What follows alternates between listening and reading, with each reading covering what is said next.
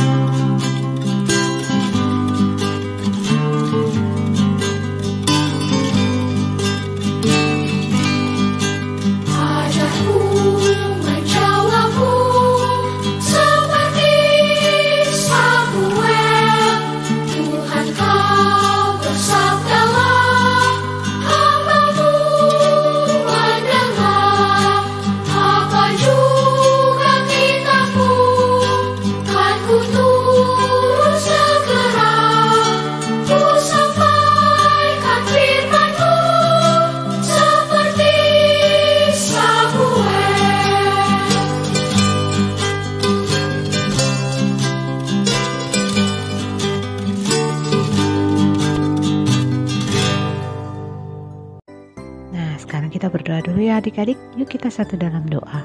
Tuhan Yesus yang baik, terima kasih atas pimpinan dan penyertaan-Mu dalam istirahat kami sepanjang malam hingga pada pagi hari ini.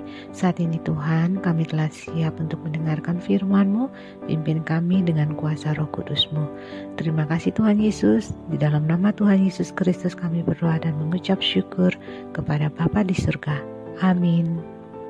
Adik-adik, sebelum kita membaca Alkitab, Enci punya satu video. Yuk kita tonton dulu sama-sama.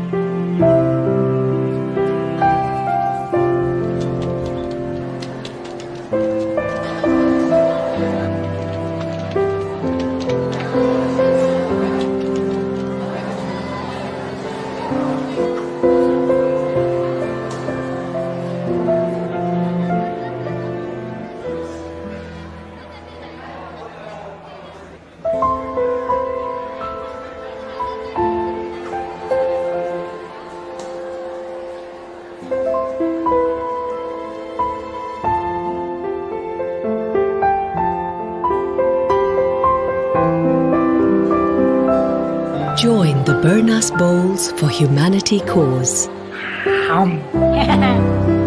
Video tadi bercerita tentang anak-anak di panti asuhan yang mau berbagi makanan kepada salah seorang teman mereka.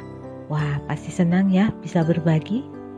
Pertanyaannya, maukah adik-adik berbagi seperti anak-anak di panti asuhan tadi?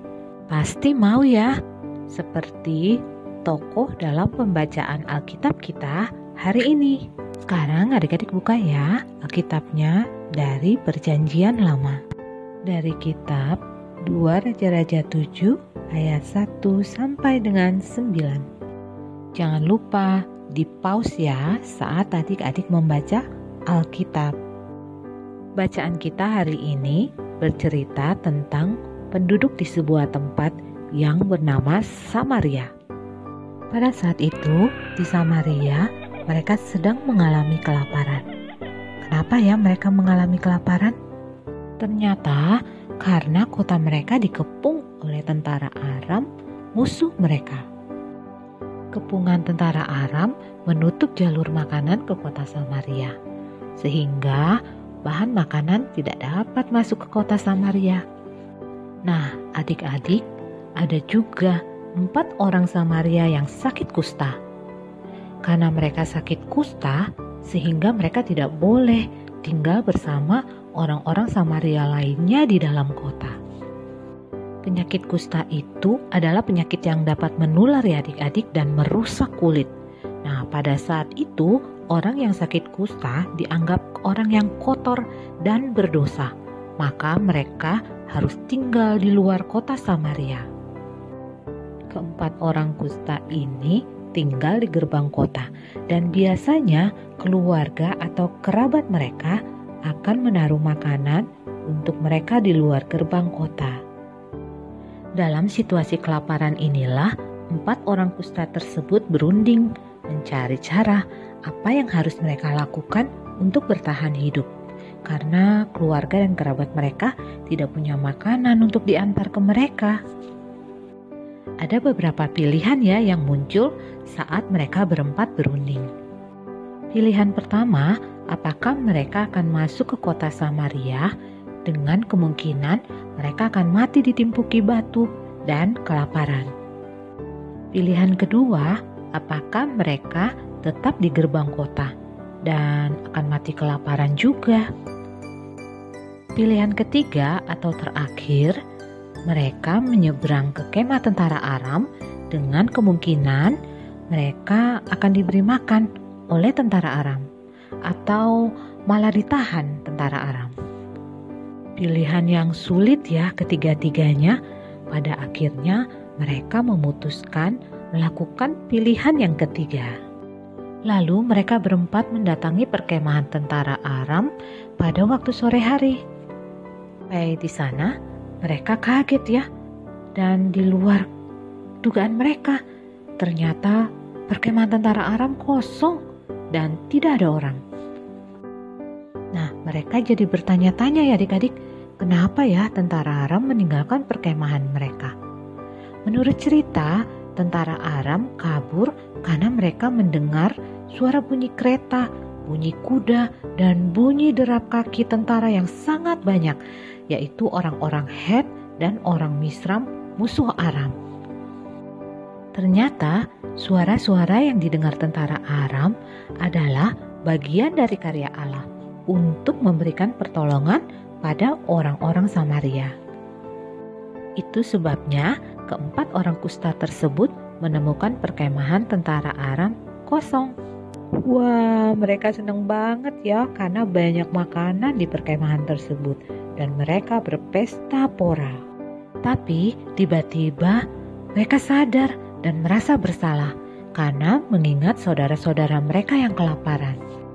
Mereka segera mengakhiri pesta poranya dan pergi memberitahu kepada penunggu pintu gerbang kota Samaria untuk menyampaikan ke istana kalau perkemahan tentara Aram sekarang telah kosong. Melalui pengalaman 4 orang tokoh Alkitab kita hari ini, kita mau belajar ya tentang semangat mereka dan pantang menyerah walau kondisi mereka sakit kusta. Mereka juga tidak membalaskan perlakuan tidak baik dari orang-orang Samaria yang mengusir mereka keluar. Bahkan mereka dipakai Tuhan untuk menolong orang-orang Samaria yang kelaparan.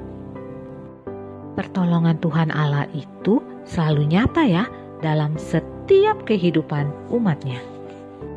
Melalui cerita Enci Rut dan Enci Rita sebelumnya, kita belajar bersyukur karena Tuhan Yesus sangat baik.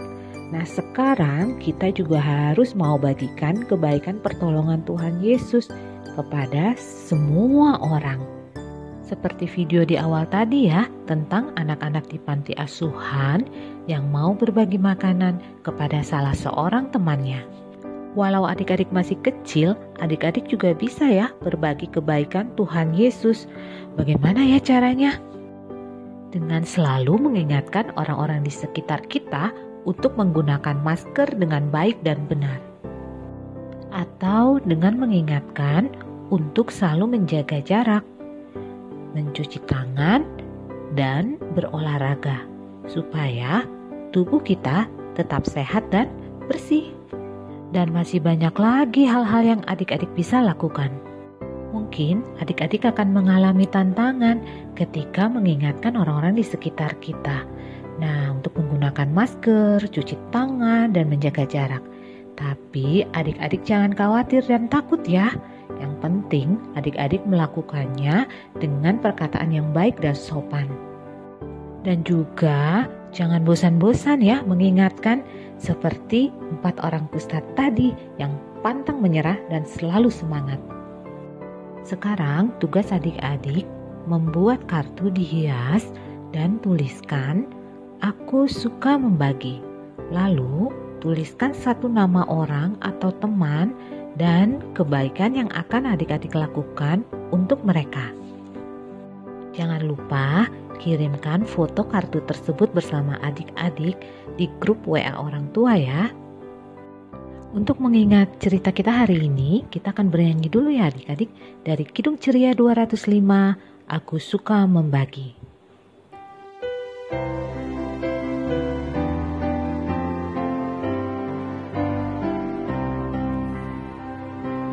Aku suka membagi pada orang tak punya, agar Tuhan dipuji tiap orang di dunia.